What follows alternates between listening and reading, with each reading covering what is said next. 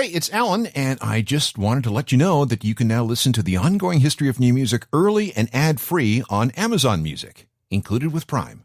There are many godfathers in music. The godfather of rock? Well, there's the king, Elvis Presley, but Chuck Berry is probably a more accurate choice. The godfather of funk? James Brown, hands down. Godfathers of hip-hop? DJ Kool Herc was the OG, Run DMC should be in there, along with Africa Bambaataa, Spoonie G, and Fab Five Freddy. How about the godfather of punk? Well, that's Iggy Pop, there's no question there. But what about the fathers of punk? I'm going to say that title belongs to the Ramones. Period, full stop, end of discussion. Okay, wait, back up. In the early 1800s, an American pioneer named John Chapman traveled from Massachusetts, collecting seeds from Pennsylvania cider presses. And for the rest of his life, he planted thousands of apple trees throughout what is now Ohio, Indiana, and Illinois. Chapman was given the nickname Johnny Appleseed because wherever he went, apple trees sprouted in his wake. In the mid-1970s, the Ramones, four middle-class kids from Forest Hills in Queens, began to have the same effect with a new style of rock and roll known as punk. Whenever they played a town on one of their endless tours, new bands would inevitably start popping up just a few days later. What began as a cartoonish attempt at making goofy bubblegum pop music, think of what the Beach Boys might sound like if they sniffed glue and took a lot of meth, the Ramones stumbled on something profound and eternal. It was all a big, happy, dumb accident. The Ramones had no idea that they were about to change the world of music. They were just four regular guys who wanted to rock in the most basic way. They certainly accomplished that, but they also reminded everyone that when it comes to the power and joy of rock, sometimes less is more. They gave rock and roll a much-needed kick in the ass, and it took a long time for them to be recognized for what they gave us. They got punk going on both sides of the Atlantic. The guys who would eventually become the Clash worshipped them. The Sex Pistols took cues from them. They'd go on to be an influence on hardcore, metal, thrash, grunge, and every flavor of guitar-based alt-rock. Fans include Nirvana and the Foo Fighters, and Metallica, Soundgarden, Pixies, Faith No More, the Beastie Boys, Pearl Jam, The Strokes, The Offspring, the Chili Peppers, Guns N' Roses, Motorhead, Green Day, Blink-182, Rancid, Fall Out Boy, and hundreds, probably thousands of others. 2026 is an important year in Ramones' history. It's the 25th anniversary of Joey's death. He was the first member of the band to leave us. It's the 30th anniversary of the last Ramones show, and it's the 50th anniversary of the release of their debut album. So let's cover all that with this triple tribute to one of the greatest and most important bands in the history of rock. This is the Ongoing History of New Music podcast with Alan Cross.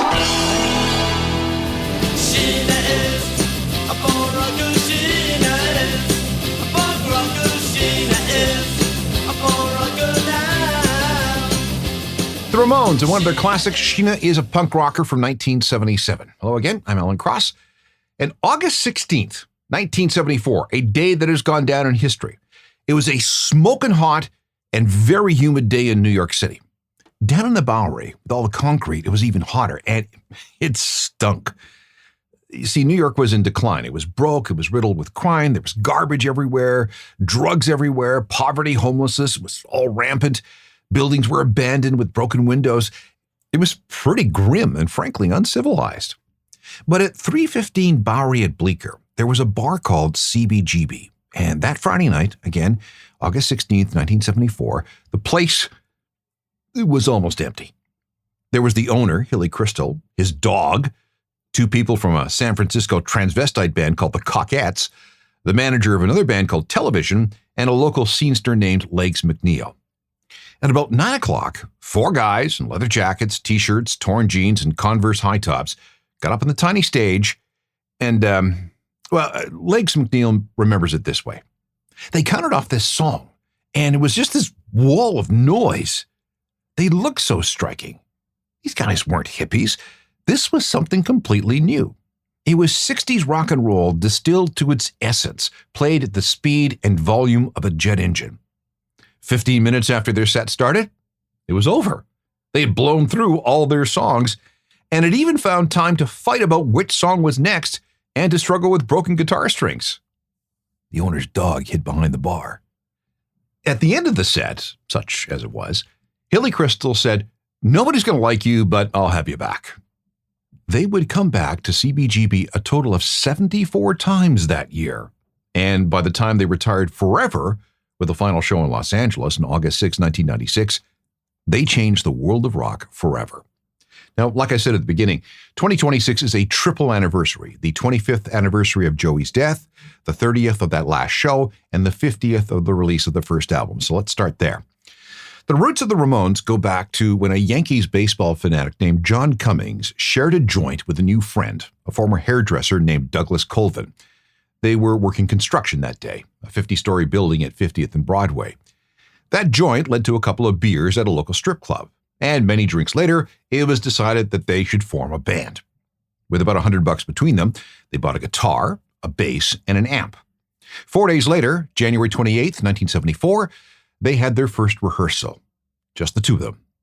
In March, they hooked up with a 6'3" drummer named Jeff, who had defected from a glam band called Sniper, and from his job selling plastic flowers on the street in Greenwich Village. This new band was awful. Douglas, soon to be known as Dee Dee Ramone, didn't even know the names of the strings on his bass. He just thumped away on the open string that sounded good with the bar chords that Johnny was playing.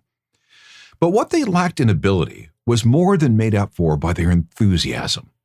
Since they found it too hard to learn other people's songs, they just stuck with making up their own stuff. Basic bar chords and a 4/4 beat. What else did you need to construct the perfect 2-minute pop song? There were rules for these new songs, however. No politics. Sing about real stuff like girls and drugs. Follow the example of Iggy Pop and the Stooges. Remember your favorite pop songs, cartoons, and comic books. And above all, don't worry about getting all the notes right. And what about a name? Well, I talked to Joey and Marky Ramone about that back in the 90s. We like to fib about it, but the truth is that Dee Dee was a big fan of Paul McCartney and the Beatles, and the days of the Silver Beatles, Paul McCartney used to check into hotel rooms using the alias Paul Ramone, and Dee Dee was such a big Paul McCartney fan that he changed his name to Dee Dee Ramone because of the days of the Silver Beatles, what Paulie did. So when we met Dee Dee, he was calling himself Dee Dee Ramone. When we were thinking of a name for the band, we thought, the Ramones, that'd be kind of unique. And that's how it started. Yeah, and then so we all used our first names, and Ramones kind of signifies unity or family, gang. Brother, gang, brotherhood, all that crap. So here we are, the Ramones. Let's go back to that first Friday night, August 16, 1974. There is actually audio and film of this performance.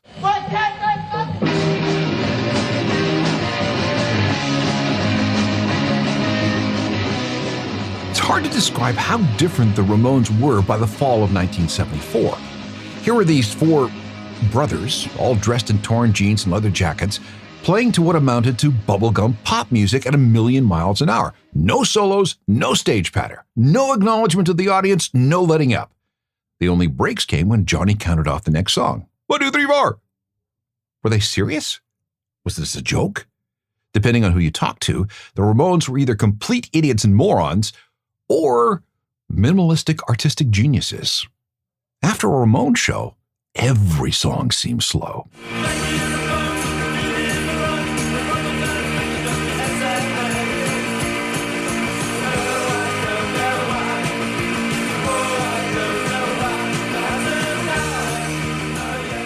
That's a 1974 demo of Judy is a Punk. Eventually, word started going around about these guys. And with each gig, the buzz got bigger. CBGB was soon crammed with everyone from the Andy Warhol crowd and stuffy intellectual types to rich uptowners slumming it on the bad side of town with the kids who were genuinely bored with music and needed something new and exciting. And music at that time was having difficulties. Prog was the big thing. Music so complicated that you had to be a virtuoso to play it. Bands like Led Zeppelin were so big that they were playing stadiums, meaning that the separation between band and fan was enormous. And pop music that summer was absolutely awful. When the Ramones showed up that August, The biggest song on AM radio, which dominated everything, was this. Having my baby, you're the woman I love, and I love what's going through you. Okay, please, that's enough. But I had to play that because context is everything. No wonder the Ramones were such a shock to the system. Even the New York Times sent a reporter to the Bowery to check things out. Here's a quote from that review. The Ramones are a highly stylized extension of the punk medium. They deliver a nonstop set of brisk, monochromatically intense songs where conventional considerations of pace and variety are thrown calculatedly into the wind. Which, I guess was a rave. Finally, an offer of a record deal came from Sire Records. I remember originally we got turned down by like every label there was. And then Sire was interested in us. You know, we eventually went with Sire, though there were, you know, later on, you know, as time went on, there were, remember Elektra, Asylum was in, you know, there were bigger labels interested, but we decided to go with Sire because we felt Seymour Stein understood us best and that we wouldn't get lost in the shuffle being on a major company. All the labels watched our success, you know, because we were sort of the trailblazers. We went out and did the first, you know, a national tour. I mean, there was nobody like us. And then when they, you know, saw how well we had done, like the world got signed, you know what I mean? See, like, you know, when we go into the studio, we've rehearsed everything for like 3 or 4 months, you know, so that we go in knowing exactly, you know, everything is ready to be put down. And usually we get it in 1 take, 2 takes tops. Mm. And, you know, we'll put an album together in a month's time, you know? I mean, like, you know, most bands, they sort of, when it comes down to recording, they just sort of blow all their money. And people can be in the studio for years, you know? And the idea is to capture the spontaneity and the excitement, and to see your profits stay in your pocket, not blown. I mean, there's no reason why you have to go to like a studio that costs you $200 an hour when you can do it for $35 an hour. You know what I mean? Yeah. And the place is just as good. It just doesn't have hot tubs or something. The Ramones started recording their debut album on February 2nd, 1976. By February 19th, it was done, and the bill, $6,400, not counting the price of replacing the cutter head on the mastering machine at the record pressing plant, because the album had been recorded at such a high volume that the tapes literally blew the cutting head off the machine. Here's Seymour Stein, the guy who signed the Ramones to Sire Records. I can remember going into the studio, like, they had gotten there 3 hours earlier, and I said, "How's everything going?" And Johnny says to me, "Well, you know, things aren't doing that great. We only got 7 tracks down." I mean, that was in 3 hours. If everybody was like them, I mean, record companies would have no worries. That first album was short and to the point. 14 songs over in about 28 minutes. And it was released to an unsuspecting public on April 23rd, 1976. What can you do? What can you do? With a friend like that always on your butt, what can you do? To say that mainstream rock was not ready for the Ramones is, well, it's a really big understatement. The debut album was ignored by most and ridiculed by many. They called it noise. It was music made by morons for morons. Or was it? Aye, oh, let's go. Aye, oh, let's go. The moment in the straight line. You're going through a tight one. You keep the losing their mind. Let's creep up. Despite the initial bad reviews from people who just didn't get it, this is the record that really established punk rock. It was revolutionary by being reactionary. In a rock world where everything had become so complicated, the Ramones took everything back to the beginning so we could start again with voice, guitar, bass, drums, and plenty of energy and fun. Again, context. This record was the fastest and hardest rock that we'd heard of up until this moment. On July 4th, 1976, the Ramones played the Roundhouse in London. This brought punk to the UK. Tony James, a wannabe guitarist who would later be part of Generation X with Billy Idol, remembers that the speed of British punk tripled overnight after the Ramones played. It was really wild going over to England, where, I mean, we were like, we were selling out CBGBs and all. And I mean, there was a wild scene going on there. But when we got over to England, we're playing for 3,000 kids, and everybody was already tuned into what it was that we were all about. And I remember at the time, the big thing going on in England was pub rock. Dr. Feelgood was the big band at the time, and Brimsley Schwartz. And I remember we were like treated like royalty when we got there. And then we did this club Dingwalls, and basically the whole makeup of Dingwalls were all these kids that would later form these kind of groundbreaking bands of their own.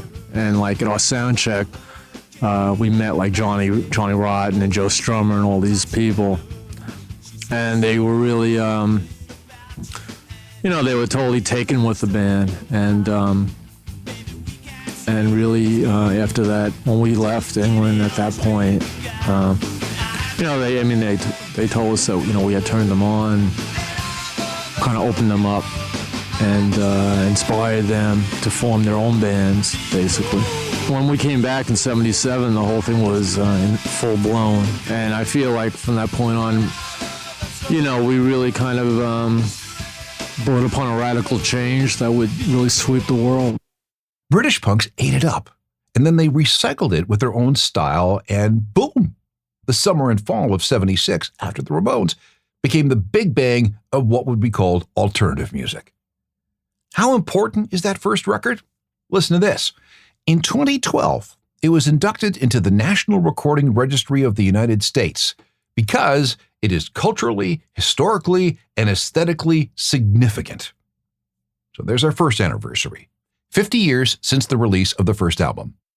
Next, we'll talk about the 30th anniversary of the final show. The Ramones' second album was Leave Home. It appeared on January 10th, 1977. 14 songs, less than 30 minutes. And outside of their small group of fans, it was ignored. The third Ramones record was Rocket to Russia. We got that one 10 months later, November 17th, 1977. And like the previous two albums, there was at least one song that touted the benefits of mental illness. Now I guess I'll have to tell him that I got no cerebellum. Gonna get my PhD. I'm a teenage lobotomer. Rocket to Russia was the Ramones at their peak. It was the perfect marriage of punk rock and top 40. But the album also marked the end of the original lineup. Tommy Ramone, the drummer, had decided to go back to being a record producer, so he could no longer tour. His replacement was Mark Bell, hitherto known as Marky Ramone, and Marky was on board for the next album, Road to Ruin, the first Ramones album to run more than 30 minutes. It was released on September 15, 1978, and featured the Ramones' biggest hit. Here's the story behind that. Before our show at the Capitol Theater in Passaic, New Jersey, on November 19, 1977, Joey was trying to deal with a cold. To get his vocal cords to loosen up, he built a makeshift humidifier, a kettle with the lid held down with a big rubber band. That was a bad mistake. The kettle blew up, sending hot, scalding water all over his face, resulting in some nasty third-degree burns. But because the show had to go on, Joey sang that night anyway. From there, the tour just got worse. Show after show, city after city, night after night, and by the time the Ramones played a New Year's Eve gig at the Rainbow Theatre in London, a phrase kept repeating itself in Joey's head. Put me in a wheelchair, get me on a plane, hurry, hurry, hurry, before I go insane. 24 hours to go. I wanna be sedated. Nothing to do, nowhere to go home. I wanna be sedated. Just put me in a wheelchair, get me on a plane. I Want to Be Sedated with the famous one-note guitar solo played not by Johnny, but apparently by producer Ed Stasium. The closest the Ramones ever came to a mainstream breakthrough happened in 1979 when schlock film director Roger Corman put together something called Rock and Roll High School. The movie told the story of Riff Randall and her encounter with her principal, the evil Miss Togar, and the exploding white mice of Vince Lombardi High. Now, listen to this opening chord very carefully. This track was recorded and remixed by legendary producer Phil Spector. And the story goes that he listened to this single chord over and over and over again, making Johnny play it for 10 hours until he felt that it was just right.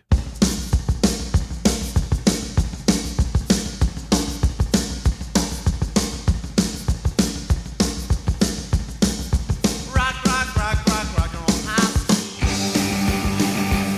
Well, I don't care about history. End of the Century was supposed to be the record that finally sent the band over the top.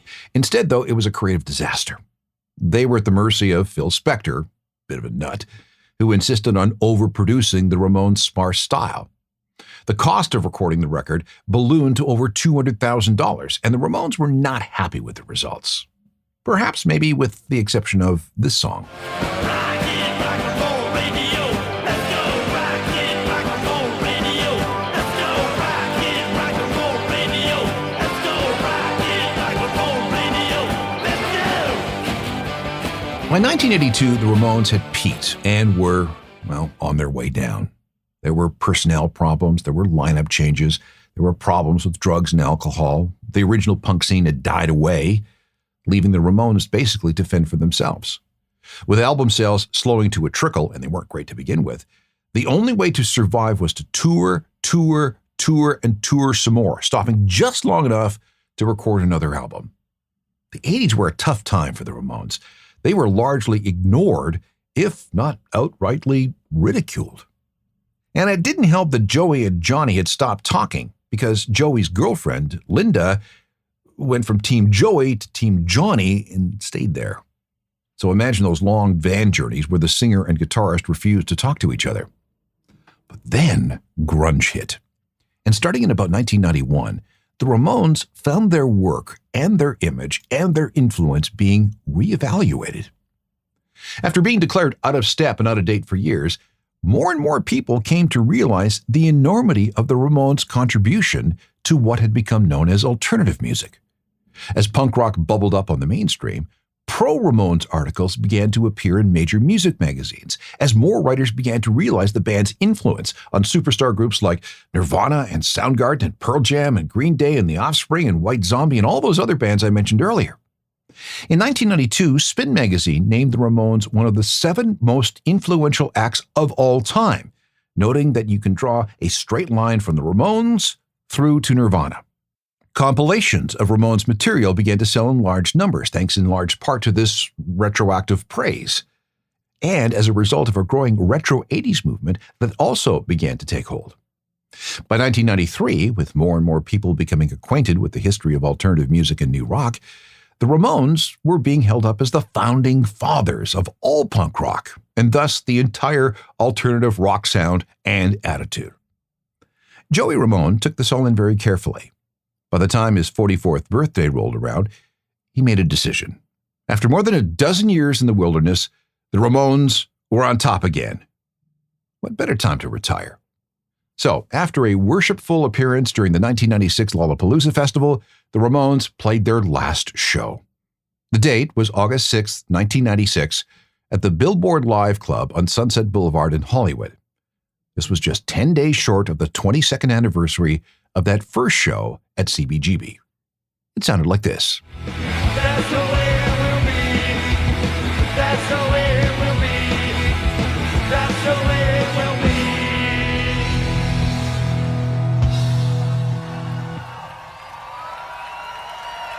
Thanks a lot tonight. And that was that.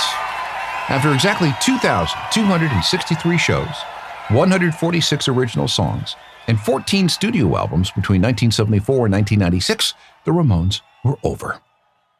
2 anniversaries down, 1 more to go, and that's next. This episode is taking a look at a triple Ramones anniversary in 2026. The 50th anniversary of the release of the first album, the 30th anniversary of their last show, and now the 25th anniversary of Joey Ramone's death. He was the first of the original Ramones to go. It was April 15th, 2001. He died of lymphatic cancer. Joey had actually been sick for at least 6 years, but no one made a big deal about it. because, Joey always seemed kind of sickly. A beanpole skinny, a sallow complexion, and a perpetual stoop. So anyone who knew that Joey was sick just expected him to pull through as he had always done in the past. This time, though, was different. Let's take a quick look at his life. His real name was Jeff Hyman, a self-styled loner and outcast. Jeff was born on the same day as Pete Townsend of The Who, May 19th, 1951. He was from the Forest Hills section of Queens. Dad owned a trucking company, and Mom, who was an artist and collector of art, ran a gallery. But then his parents divorced when he was 8, and that's when Jeff really started to get into music. He was always listening to his transistor radio, and Jeff was a huge fan of the pop music of the 1960s. Like most of the kids his age, Jeff grew up wanting to be in the Beatles. His grandmother, who had a job singing and playing piano at Macy's department store, gave him his first musical instrument, which, believe it or not, was an accordion. Jeff loved it, and he literally played the thing to death. When he was 13, he graduated to drums. His mom bought him his first set with stamps she collected at the supermarket. Eventually, though, Jeff pulled together a Keith Moon-sized kit. When Alice Cooper came along in the early 1970s, Jeff thought he might like to try singing. It was his Uncle Cy that really encouraged him to give it a shot. Jeff hadn't been much of a student, and he didn't seem too keen on getting a job, even after he drifted into Manhattan. Like I said earlier, he had a job selling plastic flowers on the street in Greenwich Village. He handed out flyers for massage parlors. Whatever he did, though, he'd earn, let's say, $50 and then blow it on one beer and some drugs. After a while, he found himself in a glittery glam rock band called Sniper, where he specialized in writing songs about violence and various perversions. Jeff liked being in Sniper, but he didn't like the uniform. A stretchy black satin jumpsuit, pink and lavender platform boots, and leather gloves that went up way past the elbow. He must have looked like, Marilyn Manson without the makeup. Jeff then met Douglas, Dee, at a Sniper gig at a venue called Coventry, a hangout of this other glamish band called Kiss. Maybe you heard of them. At this time, Johnny Ramone, was in another band with Jeff's brother Mitch. They talked a little and decided to jam a bit. It was Jeff on drums, Douglas on bass and vocals, and Johnny on guitar. And they called themselves the Ramones. The best musician in the bunch? Joey. He was a pretty good drummer. And it didn't take Dee long before he decided he didn't want to sing anymore. So he stepped aside, and Jeff stepped from behind the drums to the mic down front. Then, in July 1974, their friend Tommy, who had been sort of acting as their manager, offered to be the drummer. The classic Ramones lineup was now complete. Back in the early days of the Ramones, let's say this is sometime in 1976, Joey's dad went to a gig to see what his son was doing with this band thing of his. And he said, "Boy, I hope he makes it at this, because he just can't do anything else." And this bears repeating. Through the middle and late 80s, the Ramones showed how rock and roll could be distilled down to its very basics. The simple thrill of a 2-minute pop song played with as much energy as possible. We're just looking for stupid fun here. But to the English punks, the Ramones were just the beginning. They took this music and layered it with heavier messages: youth alienation, political protest. It was open class war, and punk rock in the UK was the soundtrack. Over the years, more things were added, like fashion. What started with the Ramones' leather jackets and long hair and torn jeans turned into tattoos, fetish gear, piercings, and wild haircuts. In places like Southern California, a hotbed of Ramones activity, New York punk mutated into hardcore, a form of punk with a solid and serious political and social ideology. The punk that started with the Ramones back in 1974 evolved into a genuine international language for bored and disaffected kids everywhere. By 1995, Joey was getting tired of the grind. There was the touring, the band going in and out of fashion, all the lineup changes. So after that final show at the Billboard Live Club on the Sunset Strip, he was done. And then there was this. Sometime in the middle 90s, Joey Ramone realized that he wasn't feeling good.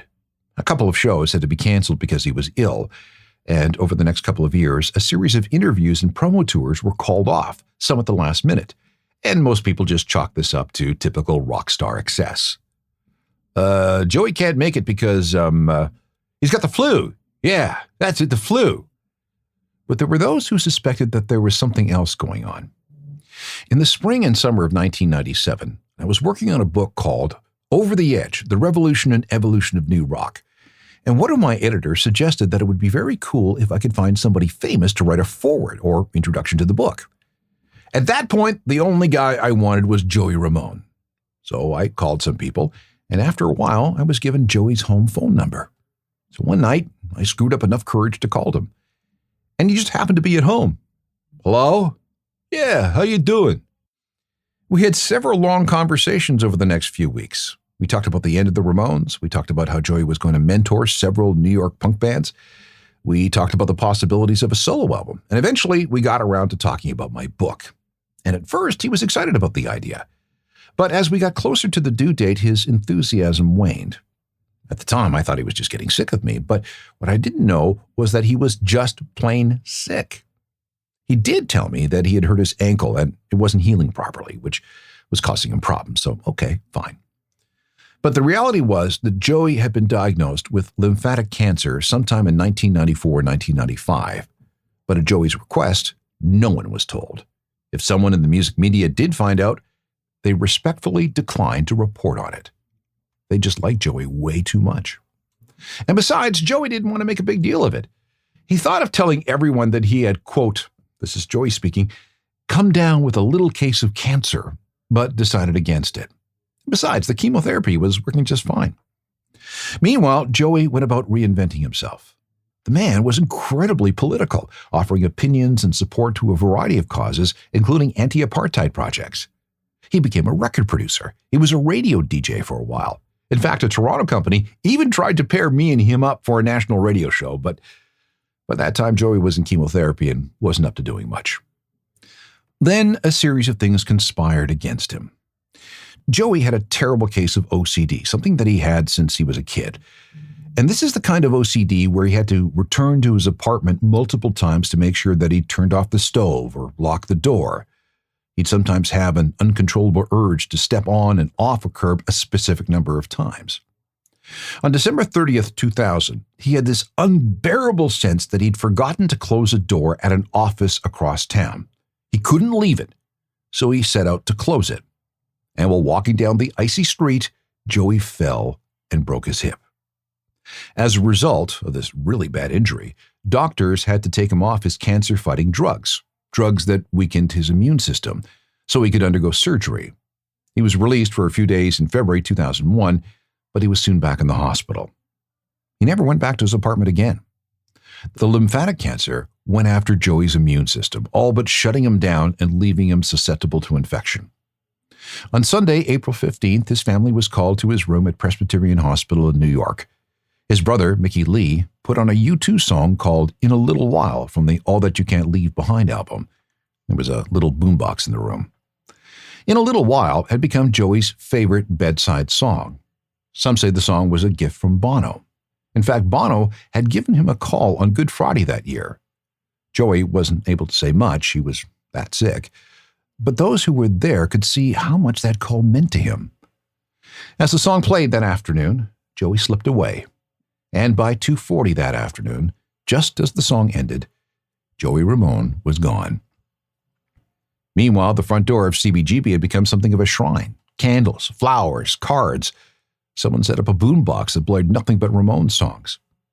Joey was buried on Tuesday, April 17th, 2001, at Hillside Cemetery in Lyndhurst, New Jersey, which looks across the river to Manhattan. Some of Joey's longtime musician fans were there, including Deborah Harry of Blondie, who noted that, at least he's got a good view.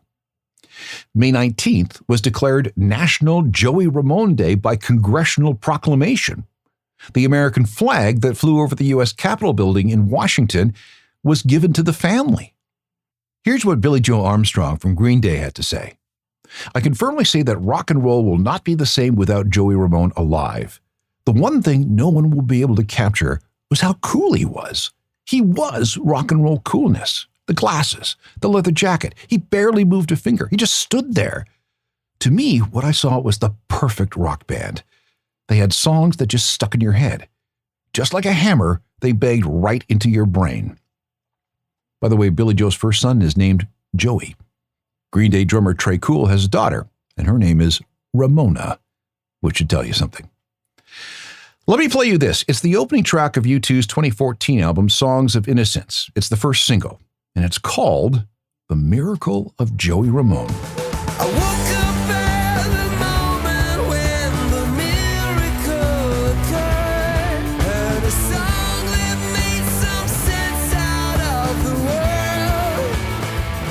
world. You can draw a straight line back from any punk today, through all the punk of the 90s, through grunge, through the hardcore of the 80s, and through all the colors of punk of the 1970s. And the line stops at the four guys from Queens, led by 6'3" beanpole Jeff Hyman.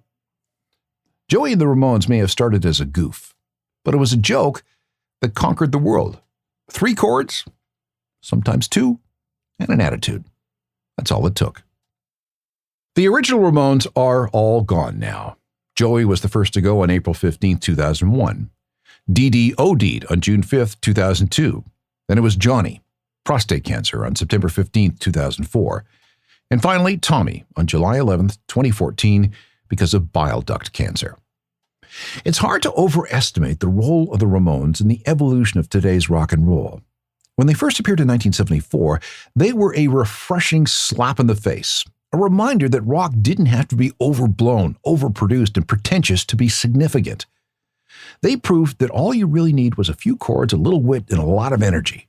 And what started out as a joke ended up being a serious lesson for several generations of wannabe musicians and fans. Quite simply, the Ramones changed everything. By mating top 40 pop of the 1960s with the aggression of Iggy Pop and the Stooges, they came up with a special formula. A formula that was spread by the Ramones themselves, city by city, across North America and the world, year after year after year. Hardcore punk, pop punk, grunge, they all have their roots in the Ramones sound. And the Ramones' hey-ho, let's go attitude. They then exported that same formula to the UK in 1976, and from there, the British punk rock explosion found a new beginning with the Sex Pistols and the Clash and a million other bands, some of whom also went on to change the course of music history. The Ramones, one of the first punk rock bands ever, maybe the first true punk rock band ever, and certainly one of the most important rock and roll bands of all time. There are hundreds of ongoing history podcasts available for download. They're all free. And if you're looking for another podcast, try my true crime project, Uncharted Crime and Mayhem in the Music Industry. And yes, it is True Crime Meets Music. My website is a journalofmusicalthings.com. It's always being updated and comes with a free daily newsletter. I'm on most of the social media platforms, and I'm always into getting email. Use Alan at alancross.ca. Technical productions by Rob Johnston. Talk to you next time. I'm Alan Cross.